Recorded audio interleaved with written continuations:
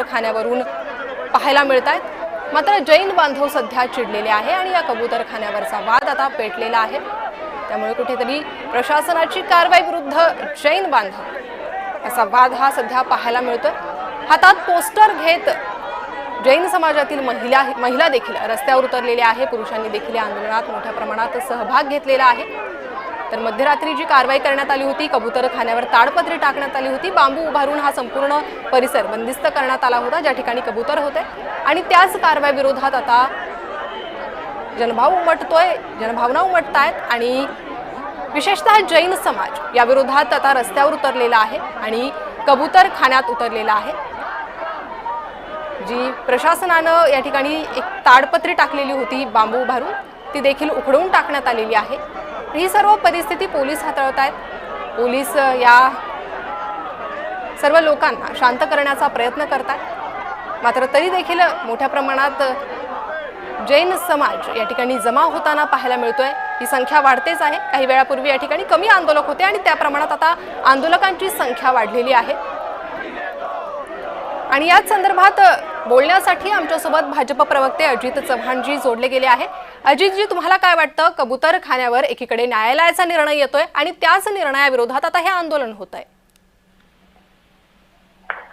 नाही, मला असं वाटतं याच्यामध्ये समन्वय केला गेला पाहिजे. जसं माननीय मुख्यमंत्री महोदयांनी सांगितलं, न्यायालयानं जो आदेश दिलेला आहे त्या आदेशाची पार्श्वभूमी आपण समजून घेतली पाहिजे की मुंबईत आपण अत्यंत दाटीवाटीच्या परिसरामध्ये आपला रहिवास आहे. या कबुतरांच्या विष्ठेतून, त्यांच्या पिसांमधनं श्वसनाचे रोग पसरतात. हे न्यायालयामध्ये ज्या पद्धतीनं सुनावणी झाली त्यात हे स्पष्ट झालेलं आहे. म्हणजे आपल्याला डॉक्टर सांगत होते, आपल्याला सामाजिक संघटनेत वेगवेगळ्या विषयांमध्ये काम करणारे कार्यकर्ते सांगत होते, ते न्यायालयामध्ये देखील स्पष्ट झालंय. माननीय न्यायालयाने तसा आदेश मुंबई महानगरपालिकेला दिलेला आहे. आपण त्याचा सन्मान केला पाहिजे. मला असं वाटतं कुठलीही धार्मिक भावना किंवा भूतदया ही आहेच, पण लोकांना त्रास होऊ नये याचंही आपण भान ठेवलं पाहिजे सगळ्यांनी.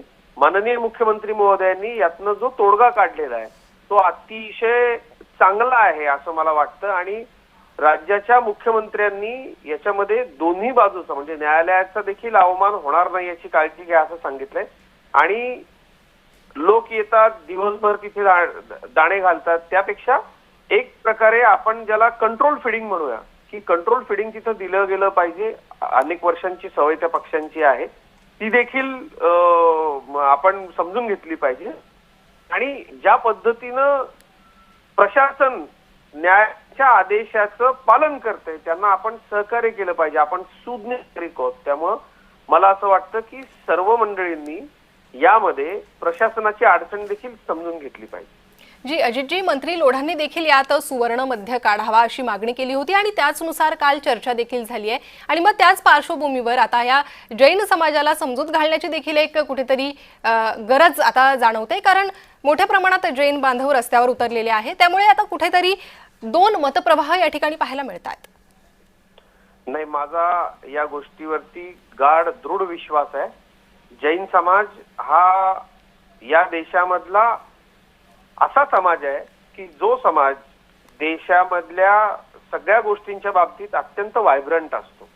आणि त्यामुळे मी एक आवाहन करतो की आम्हाला खूप मोठं मार्गदर्शन जैन मुनींचं आहे, जैन साध्वींचं आहे. त्यांनी देखील या विषयामध्ये मार्गदर्शन केलं पाहिजे, समाजाला आवाहन केलं पाहिजे आणि सुवर्ण मध्य याच्यामध्ये काढला पाहिजे की निश्चितपणे भूतदया असलीच पाहिजे, त्याबद्दल काही दुमत नाही. परंतु आपल्या सगळ्यांच्या आरोग्याची काळजी घेत माननीय न्यायालयाने जो निर्णय दिलेला आहे, मला असं वाटतं जैन समाजामधले सगळी मोठी मंडळी, सगळे जे धुरीण आहेत ती सगळी मंडळी कायदा पाळणारी आहेत.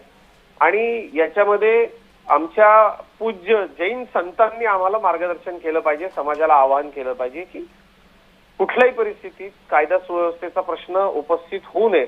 खरं तर तो होणार नाही, कारण जैन समाजाची निदर्शनं या संदर्भामधली कधी आपण जर बघितलं तर देशात इतिहास आहे की अत्यंत शांततामय मार्गाने असतात.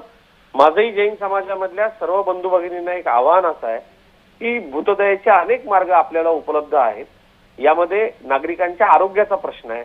लहान बालकं, आजारी व्यक्ती यांना दम्याची ढास लागते या सगळ्यामुळं, हे गंभीर आहे. त्यामुळे या भूतदयेमध्ये आपले आसपासचे जे लोक आहेत ते देखील येतात. त्यामुळं जैन बांधवांनी याचा विचार केला पाहिजे आणि ते करतील, कारण जैन समाज तेवढा समंजस समाज आहे आणि जैन समाजामधल्या आमच्या सर्व पूज्य संतांनी यामध्ये समाजाला आवाहन केलं पाहिजे अशी मी त्यांना प्रार्थना करतो. जी अजितजी, मात्र काल झालेल्या बैठकीनंतर मुख्यमंत्र्यांनी नेमकी काय भूमिका घेतलेली आहे आणि त्यानंतर आता पुढे प्रशासन किंवा शासन कशा प्रकारे या संदर्भात पाऊल उचलेल असं तुम्हाला वाटतं? बघा, आदेश न्यायालयाचा आहे. त्यातही राज्य सरकारनं, माननीय मुख्यमंत्री देवेंद्र फडणवीस साहेबांनी याच्यामध्ये अत्यंत, ज्याला आपण असं म्हणूया की सगळ्यांना मान्य होईल अशा पद्धतीची भूमिका मांडलेली. कंट्रोल फिडिंग तिथे केलं पाहिजे, त्यामुळे पक्षी काही उपाशी मरणार नाही. पण ज्या पद्धतीनं अनेक वर्ष आपण या ठिकाणी येणारा प्रत्येक माणूस पक्ष्यांना दाणे टाकण्याचं काम करत होता, ते थांबलं पाहिजे. शेवटी आपण समाजामध्ये राहतो, न्यायालयाचे आदेश पाळणं हे आपल्या सगळ्यांवरती बंधनकारक आहे. त्यामुळे काही धार्मिक भावना असतील, बाकी इतर काही समज असतील, त्यांचा निश्चितपणे आदर आहे. परंतु याच्यामध्ये राज्य सरकारची इतकी समंजस भूमिका जर असेल तर सर्व सभ्य नागरिकांनी त्या भूमिकेला प्रतिसाद दिला पाहिजे. माननीय मुख्यमंत्र्यांच्या या समन्वयाला प्रतिसाद दिला पाहिजे आणि न्यायालयाच्या आदेशाचं पालन करणे हे आपल्या सगळ्यांचं काम आहे, ते आपल्याला अनिवार्य आहे. त्यामुळे मला असं वाटतं की याच्यामध्ये फार भावनिक मुद्दा न करता आपण प्रॅक्टिकली याचा विचार केला पाहिजे. न्यायालयाच्या आदेशाचं पालन देखील झालं पाहिजे. अगदीच. अजितजी, धन्यवाद, तुम्ही या संदर्भात आमच्याशी संवाद साधला त्यासाठी.